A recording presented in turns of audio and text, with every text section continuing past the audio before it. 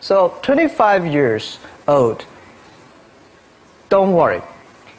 Any mistake is an income, is a wonderful revenue for you. So I told myself and told my young people, before 20 years old, be a good student. When you do entrepreneur, just learn some experience. Before 30 years old, follow somebody. Go to a small company. Normally in a big company, it is good to learn processing. You are a part of a big machine. But when you go to a small company, you learn the passion, you learn the dreams.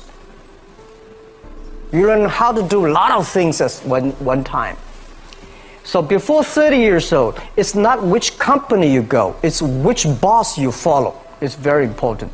A good boss teaches you differently. And from 30 to 40 years old, you have to think very clearly, you're working for yourself if you really want to be an entrepreneur.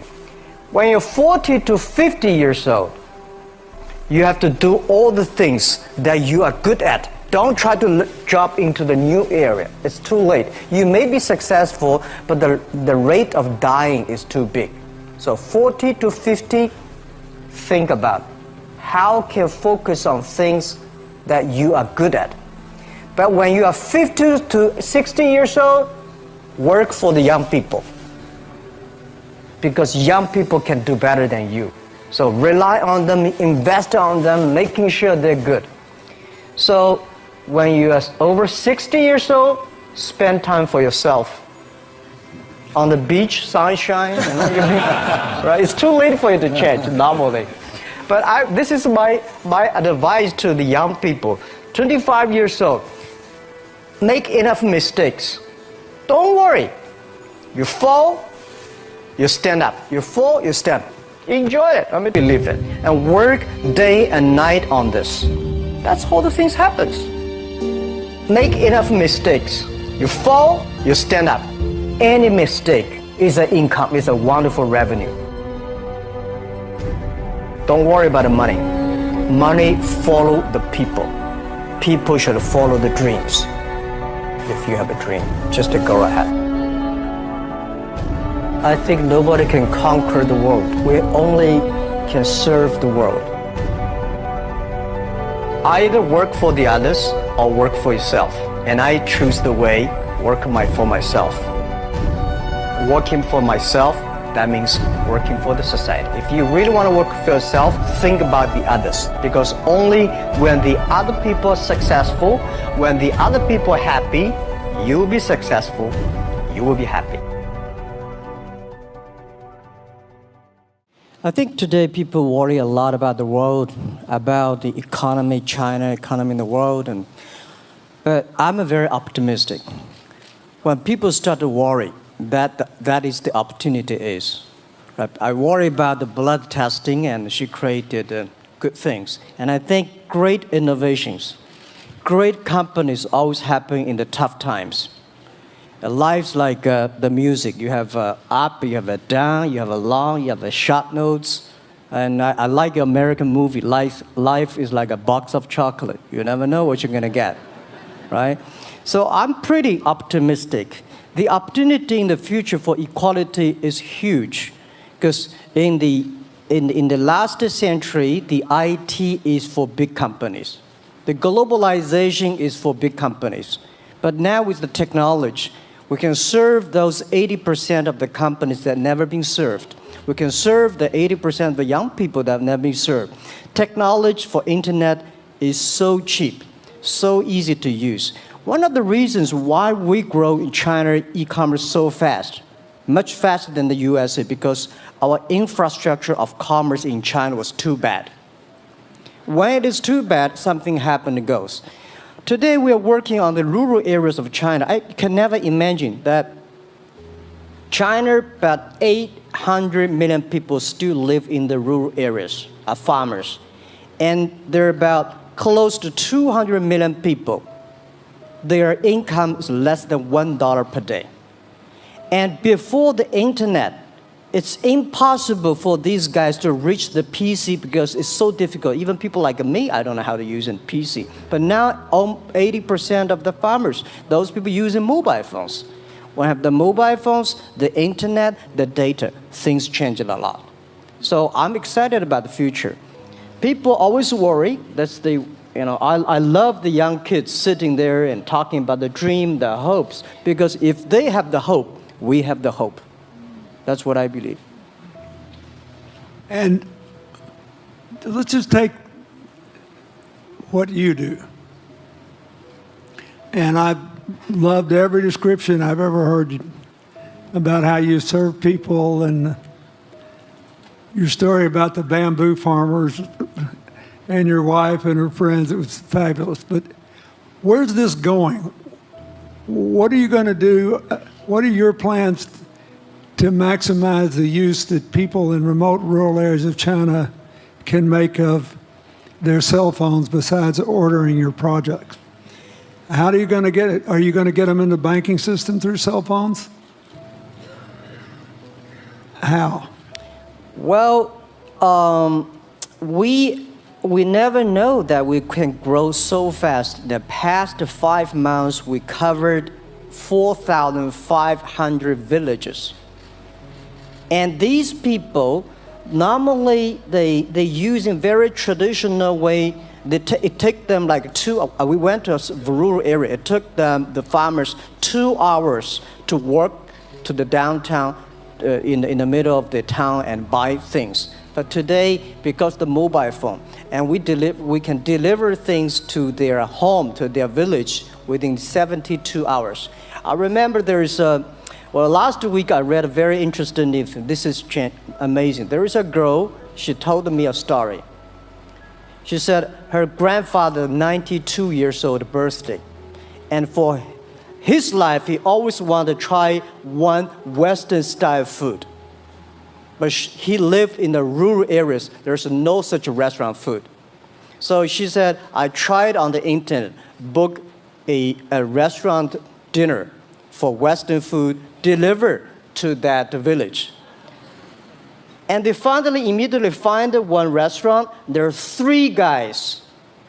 They took like a 3 days bus from Shanghai to that village, made an Italian spaghetti and beef for them for this 92 years old birthday.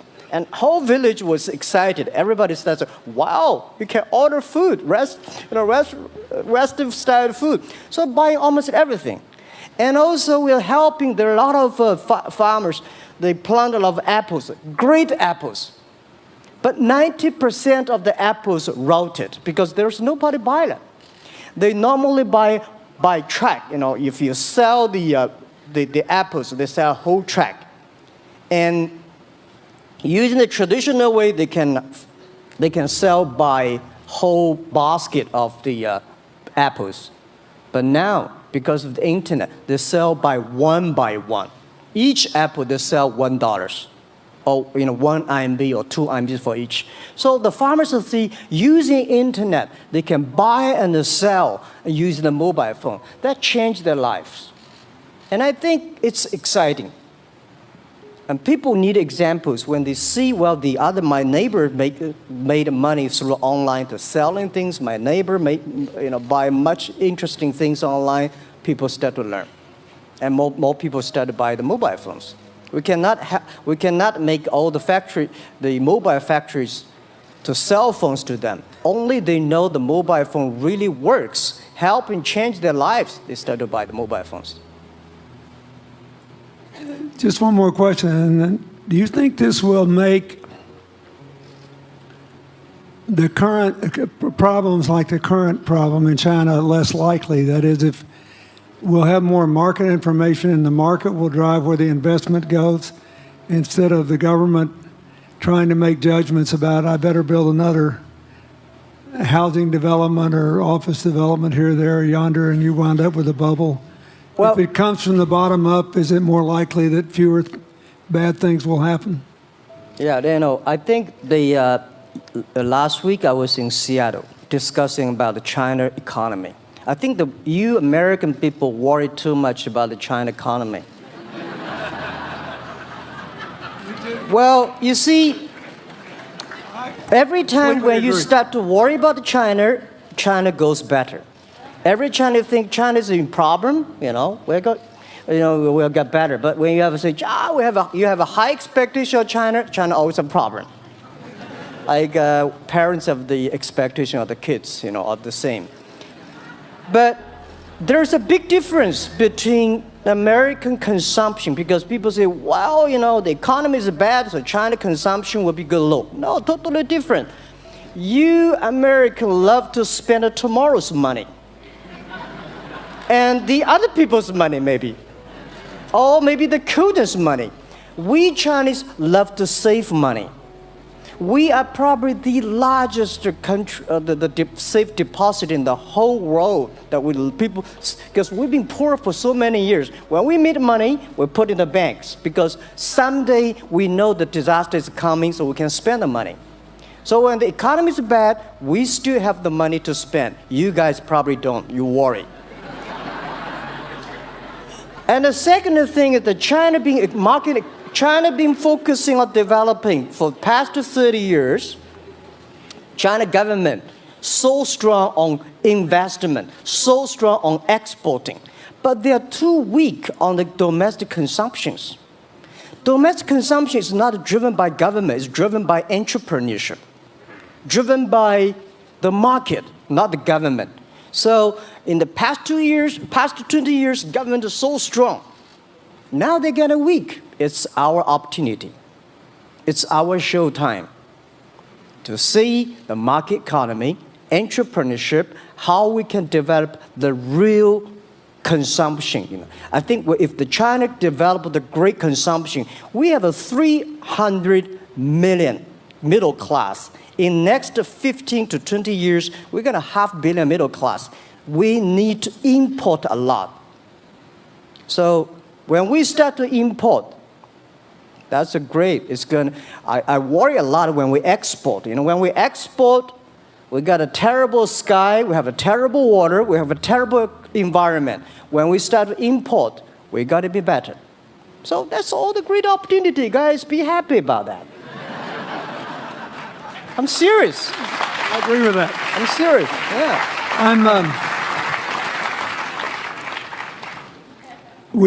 Worry about yourself. Don't worry about the others.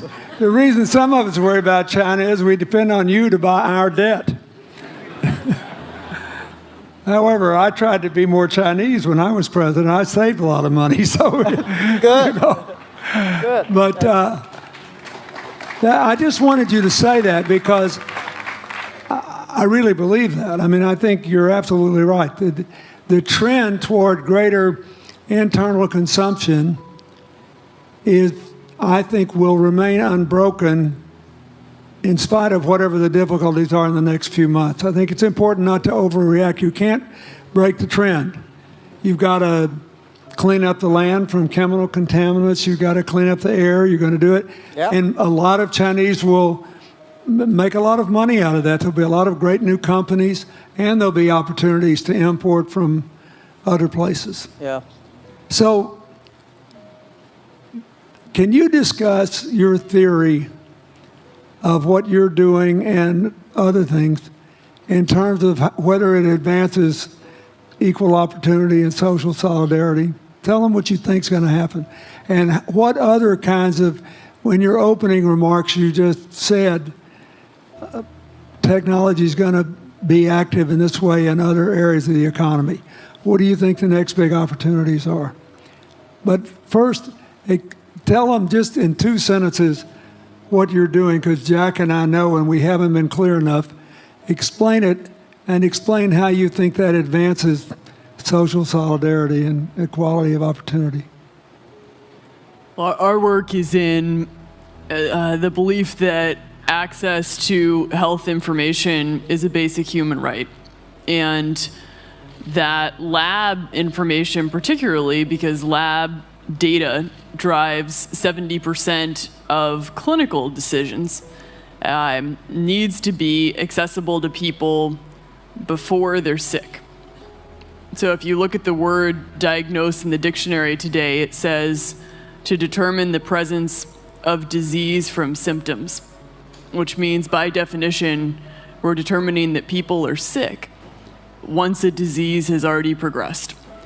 And our work is in being able to make lab testing accessible to people in time for therapy to be effected, and to do that in a way in which every person, irrespective of their insurance status, irrespective of where they live, can afford the ability to get a test done. So that means, in our case, we've invested the last 12 years in now developing hundreds of tests, many of which are less than $10. So $2 tests in the United States. And I think one of the amazing things about this country is that we have such an incredible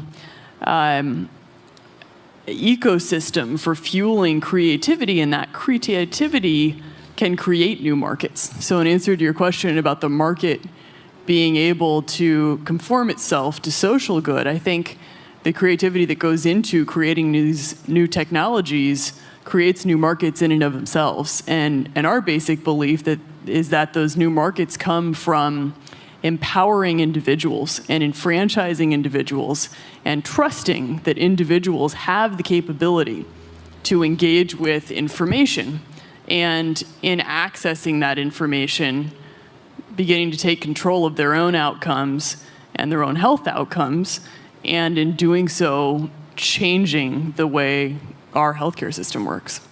Think what this could mean for rural China, Yeah. for rural India, for Native American reservations Yeah. in America, for the Mississippi Delta, for the remote areas of where all the jobs were lost from COVID. You're all of a sudden giving people information, and one of the most important things I think we did in my second term as president in the healthcare front was develop this diabetes self-care program. And all of a sudden, Jack's company could be delivering the means to self-care based on your test. I mean, I think that this is a very big deal. We all want to live as long and as well as we can. And Craig Venner was here. We were joking about whether we'd make it to 100. But in the meanwhile, you want to keep people healthy. And if they're sick, you want to intervene early, not late. Yeah. Well, and if you look at, the ability to engage with this information, we have a $4 trillion healthcare problem in this country. 20% of it is type 2 diabetes, which is reversible. And we have 90 million Americans who do not know they are pre-diabetic. But access to information and the ability to engage with that information is the foundation for being able to change those outcomes and cost, right? One more fact, and then I want to call on Jack. You founded this company 12 years ago, right? Yeah. Tell them how old you were. I was 19. So,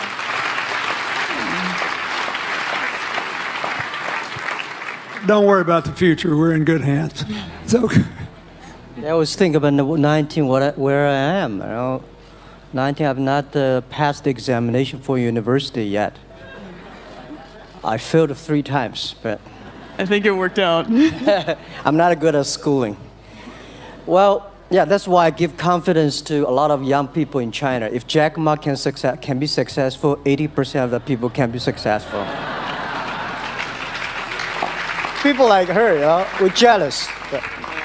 Well, equality, I would like to make a little bit technology helping, because yesterday I was joining the UN Women Conference about gender equality.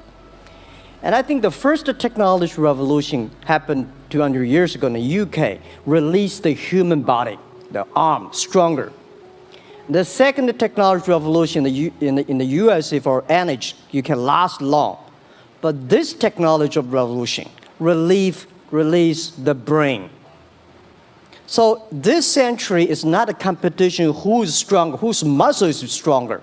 It's who is smarter, who is soft, who can listen, It's the challenge of wisdom. So man, woman equal. On the internet, you can never see he's a woman or man. And on the internet, women can serve much better than men on the internet. Men talking about a business, talking about numbers, competition, they make business very cold. Women, they make business very cozy, lifestyle, and interesting. 50%, more than 50% of our shop owners, more than 5 million shop owners are women.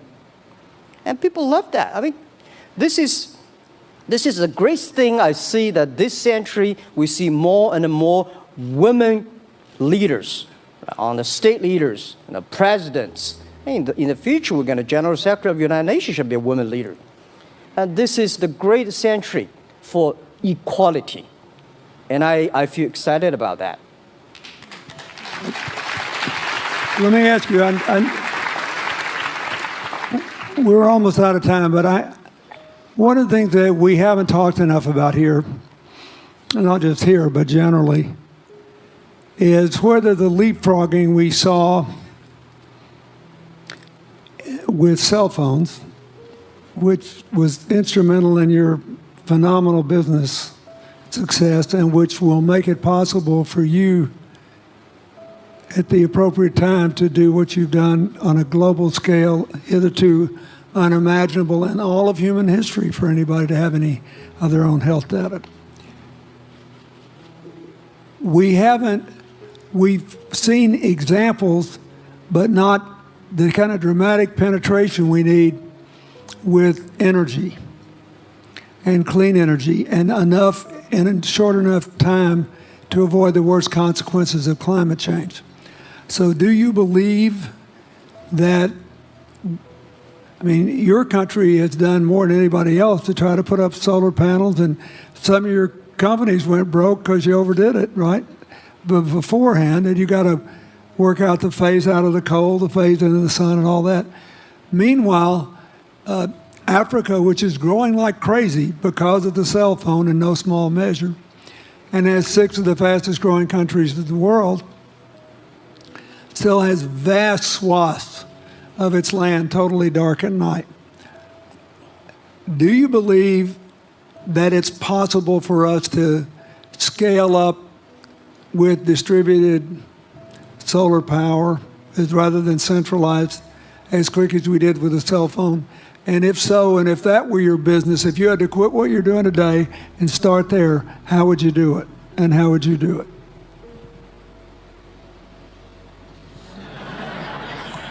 Lady first, I know that. I'm such a huge believer in technology, and I think especially right now, we're at an incredible time in terms of new technology and the ability to apply technology in a scalable way toward solving some of these problems. So I would look at it in the context of some of the renewable solutions that we already have, and in the context of empowering, connecting individuals with access to those solutions, and in the context of creating markets around them. I think that there's real opportunity to actually create an ecosystem in which people can financially benefit from these solutions, and I think that's going to drive an adoption. I think in developing economies, there's a revenue stream associated with that, and the more we can turn even already some of the technologies that we have into markets, the more that we can fuel, I believe, local growth and individual engagement in beginning to adopt some of these solutions. And just related to that, Jack, you answer it, and then I'll ask you one final question. Yeah, I am a strong believer that technology can make world much better, because people say China economy is getting slower. I'm happy about the 7%, even 5%. Even 5% of the GDP of the number of China, of the second largest economy, is big enough. But you don't expect China keep on growing 11%. Because like one human body, when you're 1.8 meters tall, you cannot keep on like a 10% grow every year. You have to grow the quality, your mind, the wisdom. So I think China needs new technology to solve these problems, and which today the data, the clean technology, all these things that China is supposed to do, if we keep on the tradition, the old ways, we'll go nowhere. This is why I feel excited because people ask me, what is your dream now? Because I never thought I would be today. I can sit here talking to president. I'm like a guy, on the street and like failed 3 times for university, 5 times for high key schools. I applied for 10 times in Harvard School, all rejected. I never thought, because of the technology, because the internet gave me this opportunity. So I think when I retire, I don't want the Chinese people have a terrible water to drink, unsafe for food, and the money we make all spent in the hospital. That's disaster. So how we can using the technology to enable young people, the great chance of this world, don't worry about it. We got 1.4 billion people who were born in 1980s. They are the people of the internet times. They are going to have new ways to solve the world problems. The things you are worried about today, they can solve it. And human beings have these kind of worries for centuries. And young people can always solve it. And today, when you have a right direction, clean energy, the climate change, all these issues, they will be solved, and these are the great opportunities ahead of us. Anything else? I agree with that. I think the more we can enfranchise people, the more we can create ecosystems in which individuals are empowered, the more we give rights to individuals to be able to build businesses, to be able to pursue the economic benefit of technologies, the more you see these markets change. Before they leave the stage, I want you to look at them. And I want you to think about the time we have had to spend here dealing with the refugee problems in Syria and Lebanon. Stand up, Elias. This is my friend Elias Bousab. He is the education minister in Lebanon.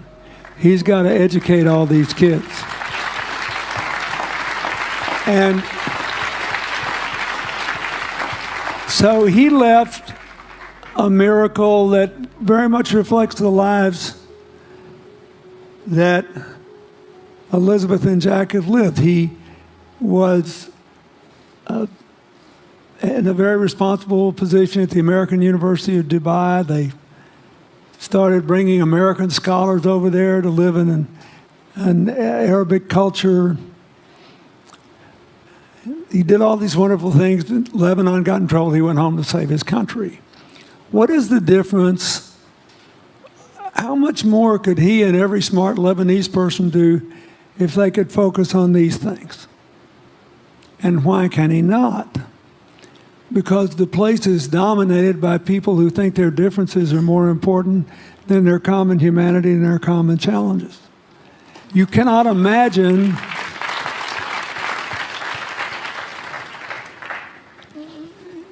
Jack Ma's proud of being Chinese. I like that.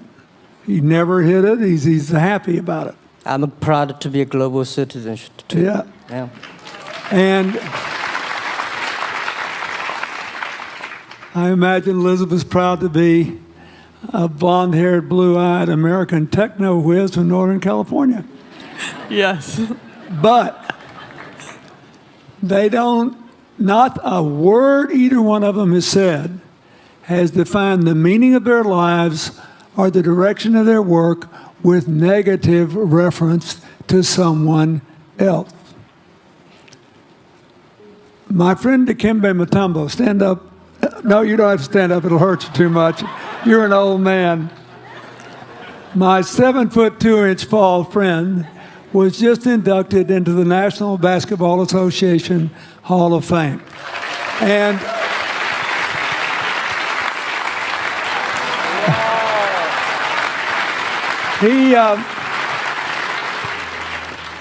my whole family loves him.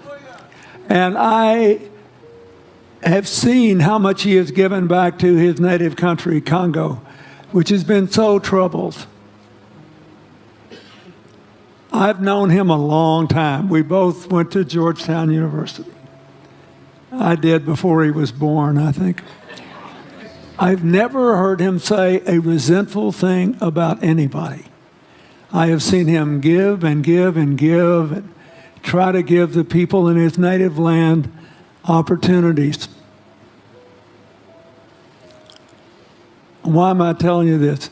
He's had a good life because he never defined his life with negative reference to anybody else. He never begrudged anybody else's success, and he thought he had an obligation to help other people. I'm telling you, we are back in a time of collective global insecurity where the main struggle is the oldest one in human history, just in modern techno realities. I mean, if you were trying to build the Middle East, you would think about our permanent sponsor here, the ambassador from Oman, who her government tried to help head off a calamitous war in the Middle East over the nuclear issue in Iran. We all pray to God that it'll work out all right. And the lead she made.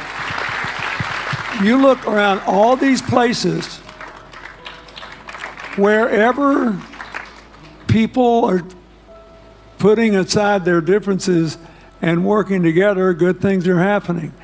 We cannot achieve economic or social equality without living in the factual realities of the world we face, looking at the obstacles, looking at the opportunities, making the best decisions. And those of us who even feel good about ourselves because we think we spend a lot of time giving, our whole goal should be to work ourselves out of a job. One of the things that Bill and Tanny Austin are sitting there with Starkey, they started giving away hearing aids, and then they decided, well, we better teach these young people how to speak. If they get the gift of hearing, they'll have to learn that. So they got into the education business. Sonny Varkey got into the education business and decided somebody ought to do something really dramatic to remind people that the only people that really matter are the teachers. So he gave the first Global Teacher of the Year award last year, and an international panel gave the prize to a teacher from Maine who promptly gave the entire $1 million to her school. The woman never made any money in her life. She gave all the money away immediately. The future is going to be forged by people who think of how to use the modern tools that we are given, as Elizabeth and Jack have, to create opportunity through empowerment.